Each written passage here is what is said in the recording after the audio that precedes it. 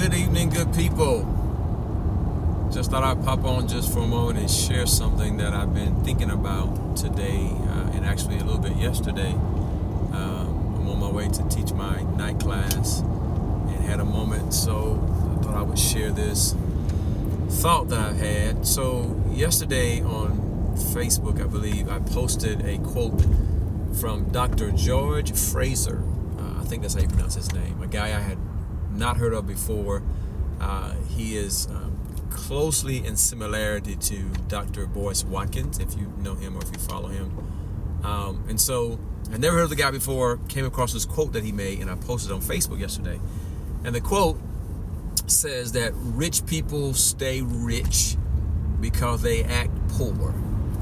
Poor people stay poor because they act rich.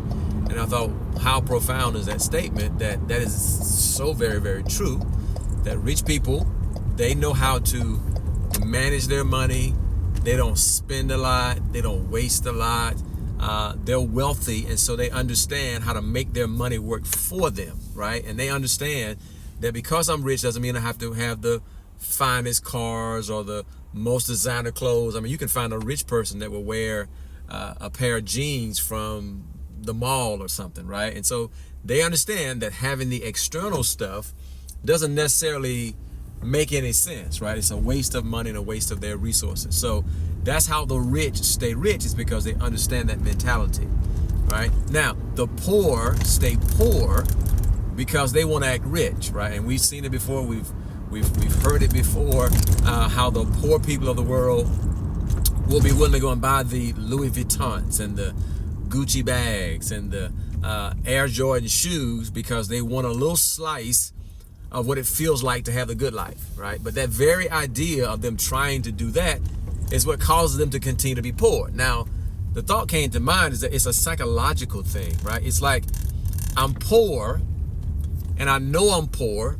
I know I don't have a lot of things, but just that little piece of being able to wear something by Louis Vuitton, of just being able to drive around in a nice car, gives me this little sense of, oh my God, I finally have arrived, right? And so psychologically, they feel like by buying things and by doing things with their money, externally, it's gonna make them feel better. But until the poor, and this is the thing I wanna say too, the poor cannot necessarily mean that you are living under a bridge or you don't have enough resources. I mean, we can be poor in our dreams, we can be poor in our mentality and still not be wealthy, right? So the poor, or anyone who can recognize or identify as that, the only way you stop being poor is you have to be able to break that cycle. You got to be able to say, okay, rather than buying things with my money to make me have this little small piece of heaven, right? I'm going to take that little small piece of money and invest it in something. Or I'm going to take my time and go read a book, or take the time to turn off the TV so I can learn what the rich learn, so I can break out the cycle of being poor.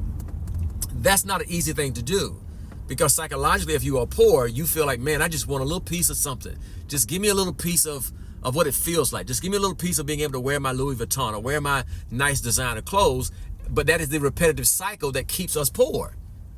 Does that make sense? So it's like you're in this cycle, and the only way you're going to break that cycle is you have to do something so radical, so earth-shattering, like turning off the TV, reading hundreds of books, applying your money in different directions. And most people who are poor can't, or don't know how, or don't have the wherewithal to even be able to do that. So it's a vicious cycle, and it's really sad that people who are poor try to continue being rich by just buying stuff up, and like that's going to make them wealthy. But the truth of the matter is, it's going to keep them in that vicious cycle. So that's a thought I had. Just thought I would share it. Maybe you are in that particular situation. Maybe you're not poor, where as far as resources are concerned, but maybe you're poor in other ways. And the only way you're going to get out of that poor or that poverty mentality is to do something radical. Do something earth-shattering. Do something that changes, right? Try something different. Turn the TV off. Go read a book. Go come up with some ideas and some things for businesses and things like that. So anyway, wanted to share that. Going to teach this class. We're talking about learning styles tonight, so it should be very interesting. So you guys have a wonderful evening and be blessed, and we'll talk soon. Peace.